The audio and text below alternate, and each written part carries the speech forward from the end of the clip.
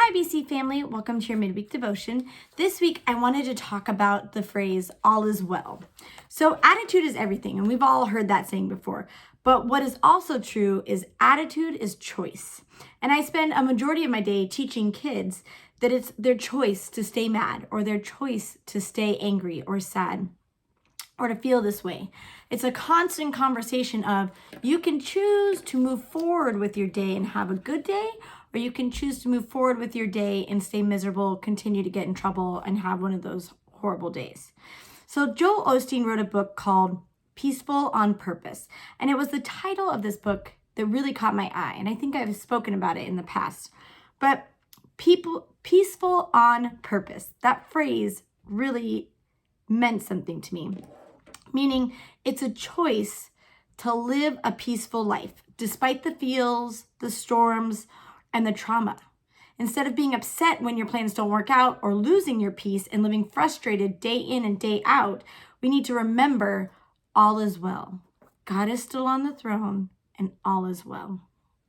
This is a phrase Joel Osteen repeated over and over in the first chapter, all is well. And I wanted to just take a moment to talk about the choices that go with this statement. It's a made-up mindset. I really like viewing it as it's a mindset. You have already purposed in your heart and in your head and in your mind. You've already made this choice to live life knowing all is well, despite everything that can happen, right? And I love the examples that Joel Osteen gave in his book. He said, I lost a job, but I'm not stressed. Something better is coming. All is well. I was cheated on, but that's okay. God is my vindicator, so all is well. I prayed for a loved one and they didn't make it. I'm not bitter because I know they're in heaven, rejoicing and free from pain. All is well. So he's taking all these horrible moments and storms and reminding himself that all is well and making that purposeful, peaceful plan, right? It is an attitude that you purpose to have no matter what life has and what life is going on, whether it's going smoothly or you're being hit by storms. And the Bible is chock full of examples of people who kept this mindset despite what was happening to them. Shadrach, Meshach, and Abednego, they wouldn't bow down, right? So they were going to be thrown into a fire. So instead of choosing to complain and be bitter and angry with God, like, hey, I did what you asked me to. I'm not bowing down and now look, I'm about ready to be burned alive. Instead of having this type of attitude, they said, we're not going to bow down. We know that our God will deliver us. But even if he doesn't, we're still not going to bow. So whether or not a miracle was going to happen, they were choosing to keep their peace, right? Osteen said that when you have this all is well attitude, the creator of the universe will make things happen that you could never make happen. As with the 3 teenagers who were thrown into the furnace. That same peace they had when they went in, they came out of with the same peace. Because no matter what was going to happen with them, they kept that all is well mentality. And I love that example of Shadrach, Meshach, and Abednego because they were doing the right thing. They were following God. They were obeying God when the wrong thing happened to them. And sometimes I think people get under this impression that if you're following God, you're obeying, you're doing what he's called you to do, that you're not going to have issues. But that's never the case because the devil shows up when he knows God is something amazing right in front of you. Right? He throws curveballs in your path to take your joy, to take your peace, to have you focus on all is not well. Look at my life. But instead, you need to make that choice. Take on the mindset of all is well. God has a plan and a purpose for me. It's not adopting the attitude of, oh, look, my life is perfect. No, it's saying, I have some struggles right now, some situations I wish were different, but all is well. I'm at peace, not upset, because I know God is working behind the scenes and I'm choosing to keep my peace, right? I'm reminded, as I was reading that book, I was reminded of the woman with Elijah that I talked about a while back, who had her son die in her lap. The phrase she said to her husband and to the servant was, all is well. She literally said those words. She wasn't in denial that her son had just died and she was racing to get help in the middle of all this. But in the middle of the chaos, she chose to keep her peace. She maintained the mindset of all is well. And that is the exact phrase she spoke when her husband asked her where she was going in such a hurry. She didn't say anything other than all is well. She was choosing peace, choosing a mindset of no matter what, all is well, as she raced toward the miracle God had for her. She didn't choose to let grief, anger, frustration, bitterness consume her. She chose to maintain that peace despite what it looked like, what her mind said, what the negative report said, right? It's that constant, no matter what, all is well. When we adopt the mindset of all is well, we take away the enemy's power. Because remember how I said he pops up when he knows God has a plan, when he knows your promised land is coming or your breakthrough is coming. Paul and Silas in Acts 16, they were like Shadrach, Meshach, and Abednego. They were following God's plan for them, and now all of a sudden they were in prison. They had just been beaten with rods, and instead of giving into their feelings and crying and weeping and saying, why, God, why? They sat at midnight, bloody, beaten, and chained, and began to sing praises to God. What were they saying? All is well. We won't give in to anger, to frustration, to fear. God is still on the throne. And in the midst of that, God showed up with an earthquake and broke them out of jail, right? And I absolutely love that example. Another example is Job. Job had a massive storm in his life. He lost everything. And he said, this is the words of Job, though he slay me, yet will I trust him. Job adopted the mindset of whether it's good or bad, he will not allow the devil to steal his peace.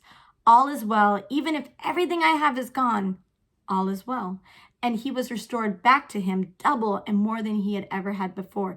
Because just like Paul and Silas, just like Shadrach, Meshach, and Abednego, Job wasn't going to allow the devil to cause him to pull him into his feelings. He was going to keep and maintain that peace of all is well.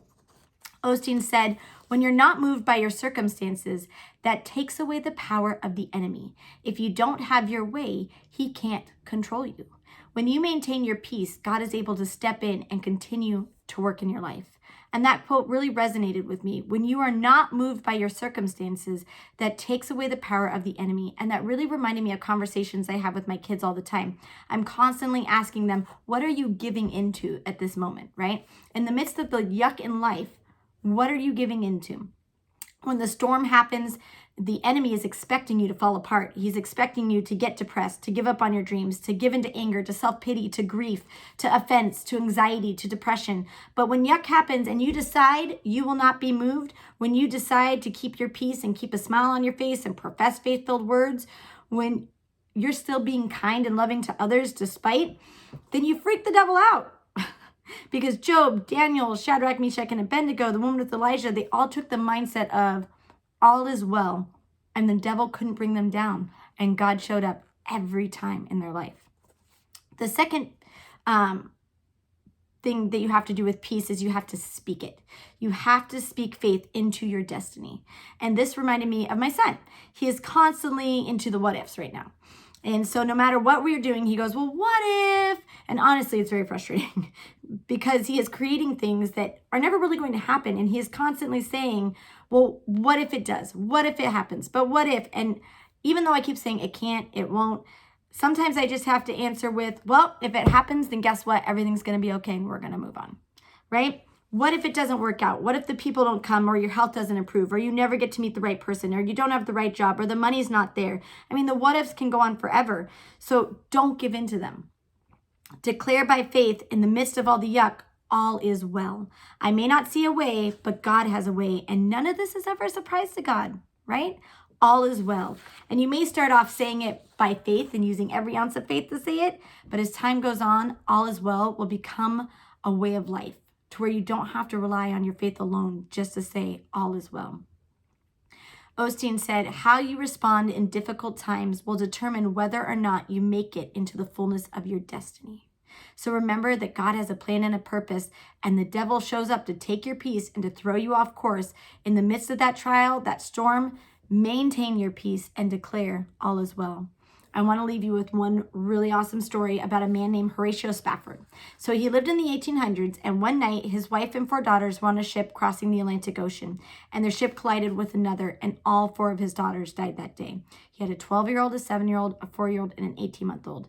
And his wife sent him a telegram stating the news. And a few weeks later, he boarded a ship to go be with his grieving wife, right? And at one point, the captain of the ship notified him that they were passing the exact location his daughters lost their lives just a few weeks prior. And I thought this part of the story was so interesting because isn't that like the devil? You're moving forward, right? You just had a massive storm, a painful moment, and he was moving forward. And the devil shows up to remind us of what happened, to take our eyes off of going forward to the pain of the past. The captain didn't have to inform him, but he did.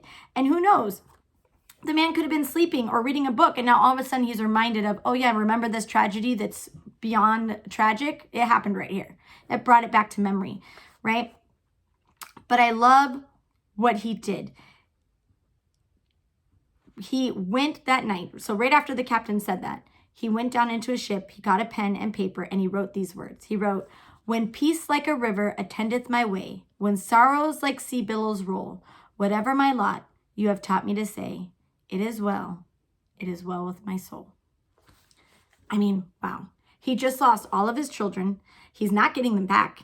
And he has just witnessed the place of their death. And instead of asking, why, God, why, and getting angry, bitter, resentful, he went and said that no matter what, it is well with my soul. And he wrote that song that many of us still sing today. And I want to add one more thing about Horatio's life that I found interesting. So he went on to have 3 more kids.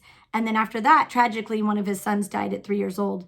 And this is the part that I thought was really interesting. After this final tragedy and after a decade of financial loss, personal grief, coupled by a lack of support from their church. This was all in an article I read.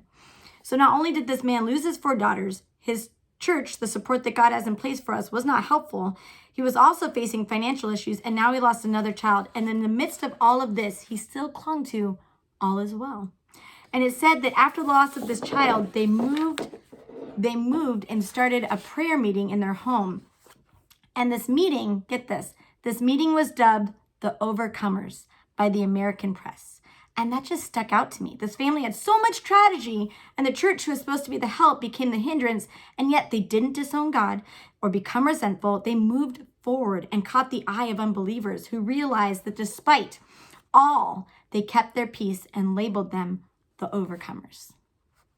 The prophet Isaiah said, "Say to the righteous that it shall be well with them." You, my friends, are the righteous, and God is saying to you today that it shall be well with you. God has promised that all things, not some things, but all things will work out for your good. So even if you've lost someone like Horatio or something that you can never get back, even if you're staring down some things that seem like there is no way, you strap on your faith and know that you're about to see breakthrough. You're about to see healing, restoration, promotion. Stretch your faith and say, all is well. All is well. Choose peace on purpose and stop the enemy in his tracks. Have a great week.